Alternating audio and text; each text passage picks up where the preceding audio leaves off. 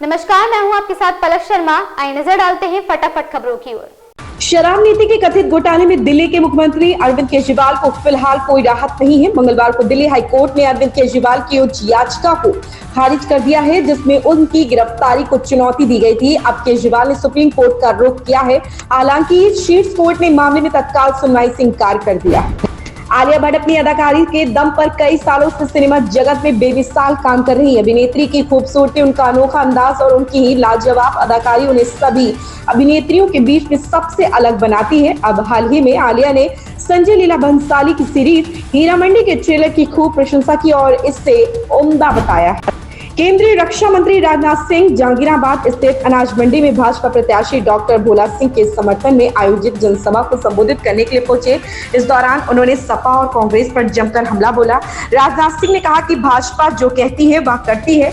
हमने अपने घोषणा पत्र में देश की जनता से वादा किया था, वह पूरा कर दिया है।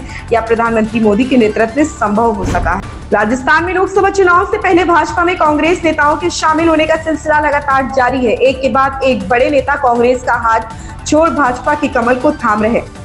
इसी सिलसिले में बुधवार को कांग्रेस को जयपुर में बड़ा झटका लगा है। विद्याधर नगर से कांग्रेस के 2 बार प्रत्याशी रहे सीताराम अग्रवाल ने कई पार्षदों के साथ भाजपा की सदस्यता ले ली है। पिछली बार सावन में लालू प्रसाद यादव ने राहुल गांधी को घर पर बुलाकर मटन पार्टी दी थी, जिसकी खूब चर्चा हुई थी। अब चैत्र नवरात्र के दौरान तेजस्वी यादव और मुकेश साहनी एक साथ मछली पार्टी करते हुए नजर आ रहे हैं। अब यह भी चर्चा का विषय बना हुआ है कि इंडी गठबंधन ने भाजपा को एक मुद्दा दे दिया।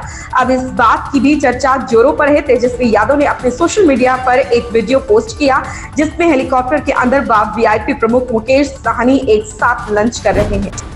सुप्रीम कोर्ट ने डीएमआरसी को बड़ी राहत दी है। दरअसल सुप्रीम कोर्ट ने बुधवार को माना है कि DMRC Delhi airport metro express private limited company को 8,000 करोड़ रुपए देने के लिए बाध्य नहीं और डीएमआरसी की क्यूरेटिव याचिका मंजूर कर ली है। Delhi airport metro express private limited Anil Ambani के नेतृत्व वाली रिलायंस इंफ्रास्ट्रक्चर फर्म की कंपनी है। जस्टिस डीवाई चंद्रचूड़, जस्टिस जेबी पारदीवाला और जस्टिस मनोज मिश्रा की पीठ ने मामले पर सुनवाई की। बीमा भारती ने जेडीयू से इस्तीफा देने के बाद अब विधायक पद से भी इस्तीफा दे दिया। चुनाव आयोग ने उनके इस्तीफे को मंजूर कर लिया। बीमा भारती के इस्तीफे के साथ ही अब रुपौली विधानसभा सीट पर उपचुनाव होगा। हालांकि चुनाव आयोग की ओर से जल्द ही उपचुनाव को लेकर घोषणा की जा सकती है। हालांकि लोकसभा चुनाव के साथ ही विधानसभा का उपचुनाव कराना असंभव लग रहा है। राजधानी लखनऊ में ईदगाह के इमाम मौलाना खालिद रशीद फरंगी महली ने ईद उल फितर की एडवाइजरी जारी कर कहा कि ईदगाह और मस्जिद परिसर के बाहर नमाज अदा न करें। मौलाना ने बताया कि बृहस्पतिवार को ऐशबाद ईदगाह में ईद की नमाज सुबह 10 बजे हुई।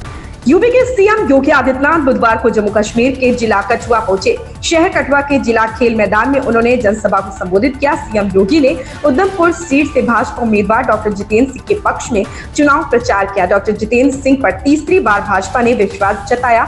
उन्होंने इस दौरान मोदी सरकारी उपलब्धियां भी गिनाई और कांग्रेस पर करारा जुबानी प्रहार किया। संसदीय क्षेत्र हमीरपुर से भाजपा प्रत्याशी केंद्रीय मंत्री अनुराग ठाकुर ने सीएम सुक्खू के भाजपा पर नोट के बलबूते सत्ता हथियाने की साजिशों के आरोप पर पलटवार किया। अनुराग ठाकुर ने कहा कि लोकतंत्र में वोट की बहुत कीमत है। समीरपुर स्थित अपने घर पर पत्रकारों के सवाल के जवाब में उन्होंने यह बात बताई है और कही है। उन्होंने कहा कि दावा किया है कि चुनाव में जनता अपना वोट विकास को देगी और तीसरी बार देश में मोदी की सरकार बनेगी। इन खबरों में बस इतना ही। बने रहें हमारे साथ।